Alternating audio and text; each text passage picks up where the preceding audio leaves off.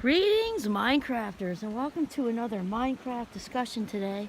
My name is Kimberly Quinn, and I am ecstatic to be here on this glorious day, and also happy Father's Day to all of you amazing men out there who have, been champions to your kids. Yeah, big celebration today. So Minecraft today, it's about becoming the boss of your brain, right? Becoming the boss of your brain, taking charge of your thoughts, because after all, there are only two choices when it comes to this. We control our thoughts, or our thoughts control us, which is more pleasant, right? Hopefully, us sliding into the driver's seat and taking charge. So that's what we're talking about today, specifically with the generation of unnecessary unhappiness. And obviously, there's enough going on out in the world. And yes, I'm on Inspiration Bridge. Wait a minute. Where'd he go? There's a little G right there in the brook. A very crystal clear book. And we're on Inspiration Bridge. Remember, inspire, in spirit.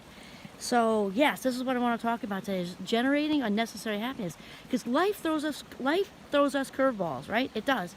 Yet honestly, the high majority of the time, that's not the case. Life is not an emergency usually. It's rarely even an urgency. Yet we're all stoked. Many of us are stoked a lot, and part of that is primal because we are predisposed to think negative thoughts for survival reasons. Back when we were ducking into caves, trying to escape saber-toothed tigers and raptors and stuff. But here's the thing: we're talking specifically about the mind chatter, the monkey mind, because it just goes and goes and goes. I picture like little howler monkeys in our minds, swinging from vines and just squeaking and squawking. And here's the thing: that's an automatic thing. The mind chatter is fluid. It's a fluid process. And part of this whole authentic awakening, that is coming to me at this minute. Part of this authentic awakening, for those of you who are now on the path to authenticity, right? Part of that is getting that idea, because authenticity in this path is also a spiritual journey. We talked about it, because we, us cannot become our authentic selves. Not going to happen if we don't acknowledge that we are all part of this divine, higher intelligence, this huge, big, loving energy, this infinitely loving energy. You got to get it that we're all part of that, and it's in here, not out here, okay? And so part of the monkey chatter, the monkey mind thing, is also getting that, because only when we develop this awareness, like a separate awareness, it is like a duality, because when we're aware of this monkey chatter going on, that awareness is the real us, getting that the mind takes on this whole chatter thing all by itself. And so we can even talk back to it, right? Sometimes we jump in and we're speaking in the first person, and I this and I that, and other times we're in the second person, we're saying you this and you that, and then there's our response, maybe, that but wait, it wasn't my fault, and then we dive back into the memories of childhood and get into all the reasons why we were set up to do whatever, and think all this massive fogged over cloud of thoughts, and it just goes on from there. And so when we're doing this, we might be just getting ready to go to sleep. Typically it happens when it's quieter, right? So we're just getting ready to go to sleep, or we're in the car. That's a big time for this whole negative self-talk thing, just cycle in this seemingly endless feedback loop. Also in the shower or the bathtub or whatever. And we just, rather than getting it, we often just allow it. And this is generating unhappiness, unnecessary unhappiness, because thoughts lead to feelings, lead to actions, and that's just how it is. And I don't think people fully get that the mind-body thing is not touchy-feely. And remember that the language of the mind is thoughts, and the language of the body is feelings. So if we're thinking all these unhappy, anxious, just nervous, fear-based thoughts, the body's going to say, oh, okay, I get it now. We're in danger. We're in danger right at this minute, laying on our comfortable mattress or on our comfortable couch, or running or walking or in the shower, this lovely hot shower. I get it. We're in danger. And it responds with actually a visceral body feeling of, anywhere from a little nervous all the way to panic, all because of unnecessary thought chatter, which is generating unhappiness via anxiety, all the fear-based stuff, anger, even whatever it is, feeling the emotion. And can it be positive? Yes. Is it usually? No. for the reason I just told you, and especially because it's automatic. It takes an override to think positively. It takes effort. It takes choice and effort to be happy. We've talked about that. So it's just really important along this authentic path to realize that this is not for lazy daisies. I'm talking mental lazy daisies. It takes discipline. And remember that we're not striving for perfection, because that's a really bad word. You know, and perfection is self-abuse of the highest order. Anne Schaaf said that. And really, it's about progress, not perfection.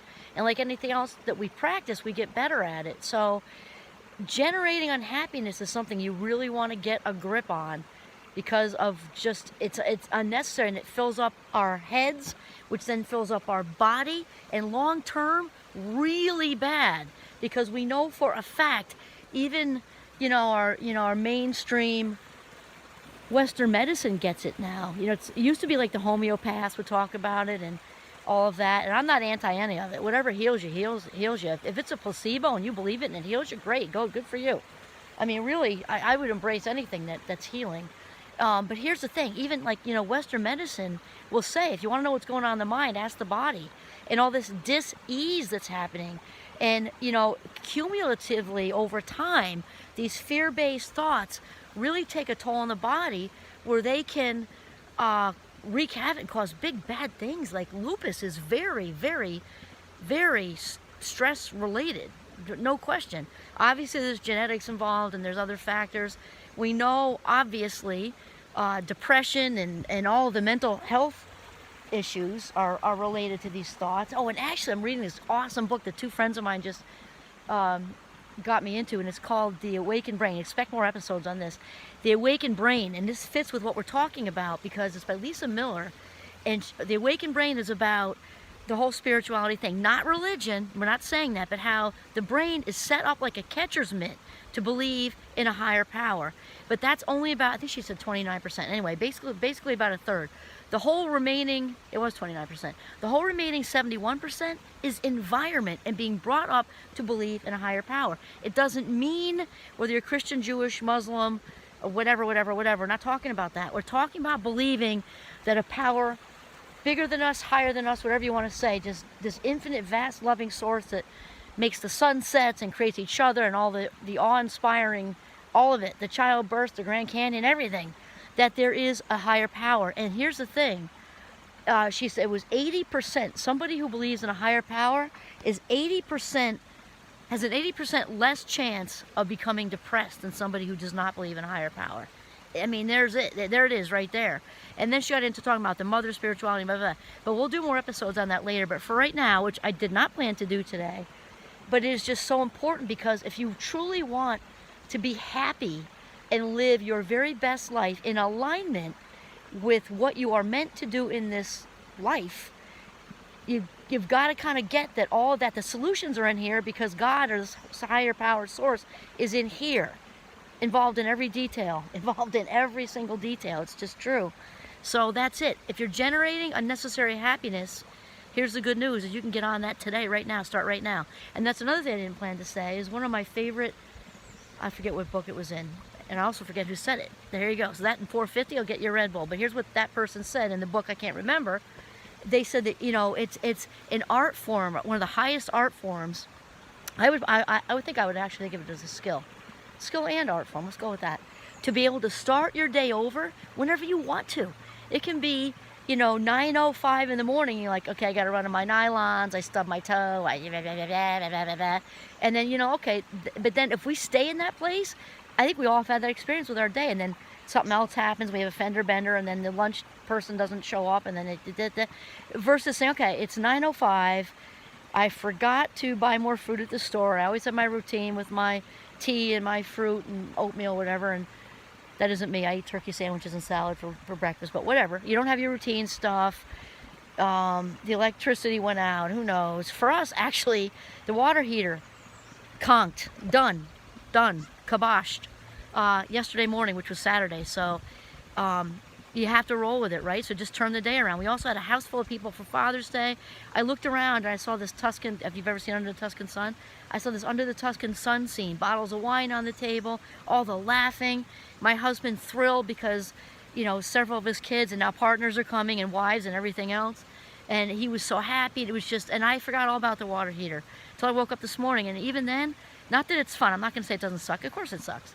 But I turned it around because they last on average about 10 years and ours lasted 15. And there's never a good time for it to go out, right? Isn't it better in the summer than in the dead of winter where we are and it's like negative 200 and there's no hot water then? So yeah, I mean, it could be so much worse. So the thing with this, just stop generating unnecessary unhappiness, which means bringing your mind back into the present instead of all these other places where the thought chatter resides, in the past, ruminating, or in the future. Because each time we bring stuff from the past or the future in, we're bringing the attached emotion.